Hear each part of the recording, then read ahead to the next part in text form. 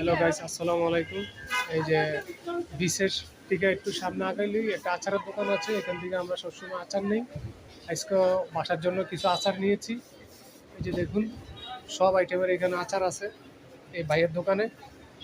এই যে দেখুন, বাসার জন্য আমি এই আচারগুলো নিয়েছি। এই যে ভাই, এগুলো দিয়ে দেন। তেঁতুল, বড়ি, তারপর রসুনের, এগুলো নিয়ে গেছি। বাস, অনেক সুন্দর আচার আছে এখানে, সব আইটেমের। চাইলে আপনিও আসে এখান থেকে নিতে পারবেন। এই যে দেখুন, এগুলো মিক্স আচার, অনেক সুন্দর। আপনারা আসবেন, আসলে এখানে কক্সবাজার আসলে এখান থেকে নিতে পারবেন। দোকানের অ্যাড্রেসটা আমি দিয়ে দিতেছি। জাফলং দিঘা